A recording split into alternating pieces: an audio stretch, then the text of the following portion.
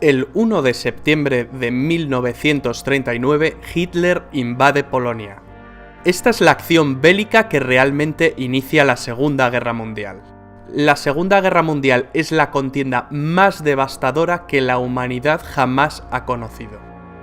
Pero para entender cómo se llegó a este punto debemos remontarnos años atrás, por lo menos al final de la Primera Guerra Mundial. El Tratado de Versalles había puesto fin a la Gran Guerra, y la Gran Alemania había salido muy perjudicada tras perder territorio y serle impuestas desproporcionadas compensaciones que debía pagar a los vencedores. Los alemanes necesitaban de un líder que les guiara como pueblo y que les hiciese recordar tiempos pasados. Por eso surge un tipo como Hitler, un pintor frustrado que supo canalizar la rabia y los anhelos de todo un país. Si se puede decir algo bueno de un villano como Hitler, es que era un gran orador y un maestro de la propaganda. Les habló a los alemanes de la superioridad de su raza y del camino que el pueblo debía seguir para engrandecer la nación. Hitler, a golpe de discurso, se erigió en el líder del Partido Obrero Alemán, transformándolo en el Partido Nacional Socialista Alemán, de ideas nacionalistas, supremacistas, racistas y un fuerte componente antisemita y antimarxista. En 1923, Hitler acabó en la cárcel tras un fallido golpe de Estado. En su encierro aprovechó para escribir el Mein Kampf, Mi lucha, libro desquiciado de escasa calidad literaria que acabaría siendo el evangelio del nazismo.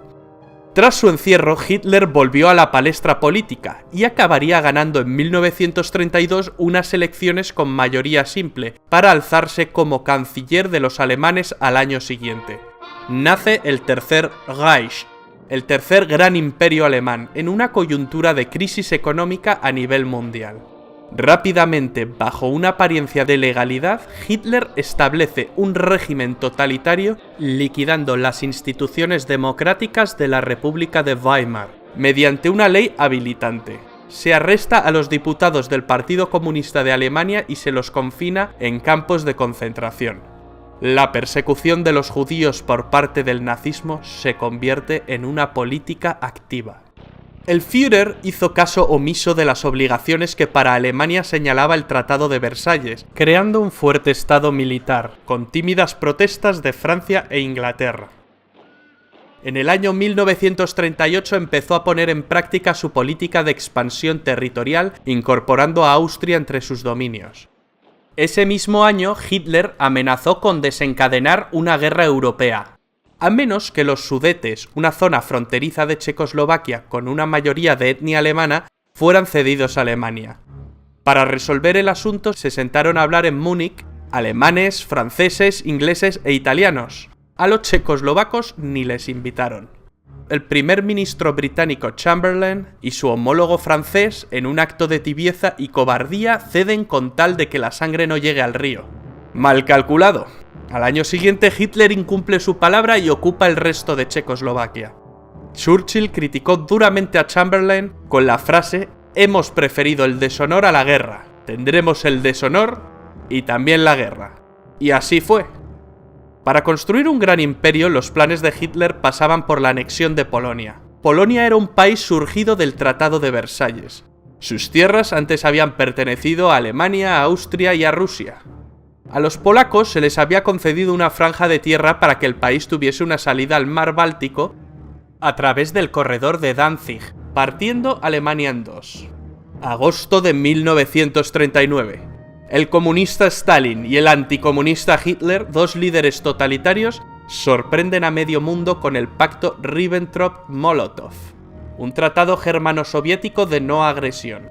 Dos enemigos irreconciliables firmaron no atacarse. 9 días después del pacto, Hitler invade la parte occidental de Polonia y 3 semanas después, los soviéticos se encontraban invadiendo la parte oriental. La invasión de Polonia hizo que por fin Inglaterra y Francia le declararan la guerra a Alemania. Alemania se tomó una pausa para reagrupar filas, mientras británicos y franceses se mantuvieron a la defensiva. Los periodistas llamaron a este periodo la Guerra de Broma. Los ingleses mandaron tropas a Francia para frenar a los alemanes, la Fuerza Expedicionaria Británica. Las tropas francesas e inglesas se parapetaron tras la línea Maginot, una línea defensiva construida tras la Primera Guerra Mundial que los franceses creían inexpugnable. Durante este periodo de calma, la Unión Soviética atacó Finlandia. No fue un paseo, ni mucho menos. Los soviéticos sufrieron innumerables bajas. Finalmente, las fuerzas soviéticas no cumplieron su objetivo principal, el de conquistar Finlandia. Solo lograron conquistar algunos territorios fronterizos. Hitler pensó que el Ejército Rojo era un ejército débil formado por infrahombres. El Führer, muy crecido por sus avances anexionistas y ante la pasividad de buena parte de los líderes europeos, mueve ficha constantemente. Ocupa Dinamarca y Noruega. Los alemanes finalmente acabaron con la guerra de broma en mayo de 1940, tras atacar simultáneamente Luxemburgo, Bélgica, Países Bajos y Francia. El método es el anteriormente utilizado en Polonia, la Blitzkrieg o Guerra Relámpago. Consiguieron meter sus tanques Panzer por un lugar que se pensaba impenetrable para un ejército mecanizado moderno. El bosque de las Ardenas. El ejército aliado quedaría rodeado. La batalla de Francia parecía perdida. A finales de ese mes se llevó en la ciudad de Dunkerque una dramática operación de evacuación de las tropas aliadas en territorio francés. Alemania pudo haberle asestado al ejército aliado el golpe final, pero algún tipo de milagro debió ocurrir porque Hitler dejó escapar a más de 300.000 soldados. ¿El motivo? No se sabe. Hoy en día es un debate que sigue suscitando innumerables teorías. La batalla de Francia no duró mucho más. El 22 de junio, Hitler se reunió con varios altos oficiales franceses, quienes solicitaron un armisticio. Hitler seleccionó el mismo lugar y el mismo vagón de tren donde se firmó el armisticio con Alemania en la Primera Guerra Mundial. Esta vez se invertían las tornas, y Alemania ocupa el asiento del bando vencedor. Así se puso fin a la guerra en Francia. Francia se dividió en dos, una porción ocupada que incluía París y otra no ocupada controlada por un gobierno colaboracionista con sede en Vichy, presidida por el mariscal Philippe Pétain. Se la conoció como la Francia de Vichy. Charles de Gaulle inmediatamente se declaró en contra del gobierno de Vichy y proclamó la Francia libre. Llamó asimismo a formar la resistencia francesa. Italia y Alemania, las dos potencias fascistas, estaban unidas desde 1936 en una agrupación que Mussolini denominó el eje Roma-Berlín. Mussolini, el líder del partido fascista italiano, viendo la facilidad con la que Hitler conquista países, siente que ha elegido el bando ganador. Se ha apropiado de Albania y se ha sumado a los alemanes declarándole la guerra a Francia e Inglaterra. Il Duce, emulando a Julio César, quiere ampliar más sus posesiones, ya que Italia, al igual que Alemania, había llegado tarde al reparto colonial. Sus planes pasan por conquistar Grecia y Egipto, pero Hitler tuvo que salir al quite para ayudar a los italianos, que más que una ayuda en la guerra suponen una carga. Los italianos no pueden con los griegos, pero llegarían refuerzos. Finalmente los alemanes invaden Grecia a través de Bulgaria. Mussolini luego atacaría las bases británicas de Egipto desde Libia. El objetivo era tomar el Canal de Suez, la puerta del imperio colonial británico. ¿Pero qué había pasado en Europa tras la derrota de Francia? ¿Qué fue de los británicos? Churchill, nuevo primer ministro tras la dimisión de Chamberlain, rechaza firmar un armisticio con Alemania. Hitler decide ir a por todas. Pero conquistar Inglaterra no será tan fácil por su condición insular. Los ingleses consiguieron defender heroicamente su isla en la batalla de Inglaterra, una batalla que se libró sobre todo en el aire, la Luftwaffe contra la RAF. Churchill pronunciaría otra de sus grandes frases: "Nos dejó muchas. Nunca tantos debieron tanto a tan pocos". Durante más de un año Inglaterra soporta la guerra en solitario. Los nazis bombardean durante meses las ciudades más importantes de Inglaterra. Hitler cree dominar la situación y se ve como claro vencedor. Pero los ingleses resisten y dan la batalla. A finales de año, Adolf Hitler se entrevistó con el general Franco en Hendaya, una localidad francesa que hace frontera con España. Hitler quería que España entrase en la guerra de parte de las potencias del eje. Al final no llegaron a un entendimiento. Franco estaba dispuesto, pero el país atravesaba una enorme crisis tras la Guerra Civil Española. España, si bien prestó apoyo logístico, optó por el papel de no beligerante. Hitler había logrado que Hungría, Rumanía y Bulgaria se unieran a las fuerzas del eje. Solo faltaba Yugoslavia, Un cambio de gobierno en este país precipitó su invasión en abril del año 41. Hitler soñaba con un imperio alemán que abarcara desde el río Rin hasta el Volga. Es en este momento cuando Hitler decide ampliar fronteras y emprende la Operación Barbarroja, la invasión de la Unión Soviética. La gran motivación era el petróleo ruso.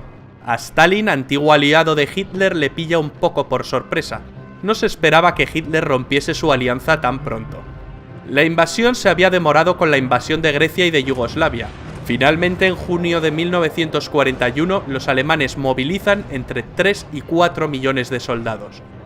En un primer momento, los alemanes ganan campañas y terreno con facilidad. En un mes, Bielorrusia y las repúblicas bálticas previamente ocupadas por la URSS estaban en manos alemanas. Hitler calculó que pocos meses de campaña bastarían para tomar Moscú, pero el crudo invierno llegó, y los ejércitos de Hitler se quedaron a las puertas. Lo mismo le ocurrió a Napoleón en su día. El eje Roma-Berlín se había ampliado en 1939 con la unión de Japón.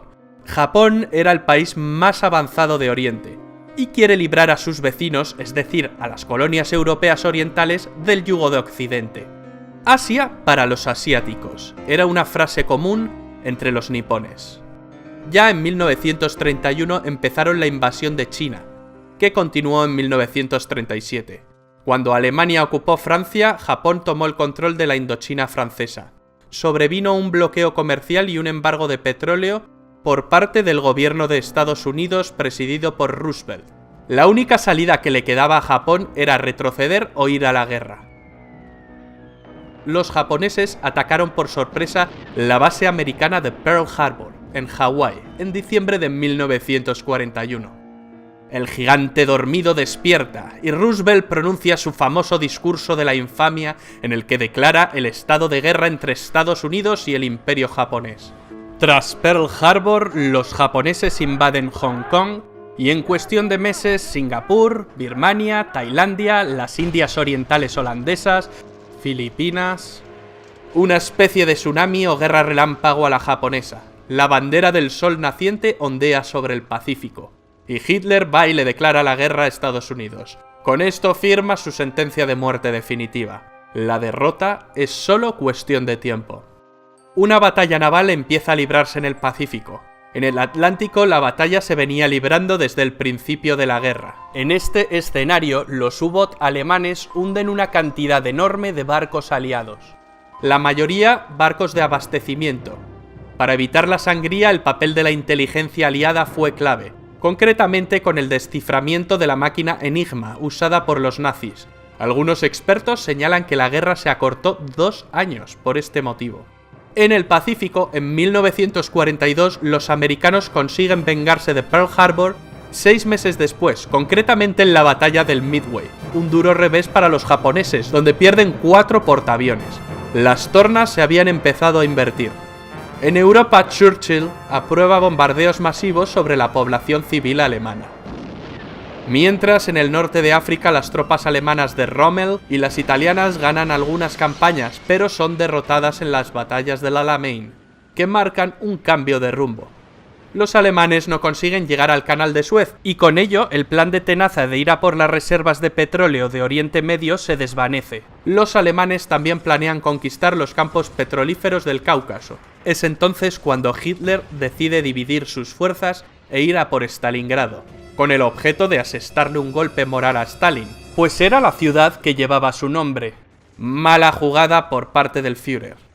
Aunque los alemanes conquistan buena parte del Cáucaso, sus tropas acaban retirándose, ya que su mirada estaba fija en Stalingrado.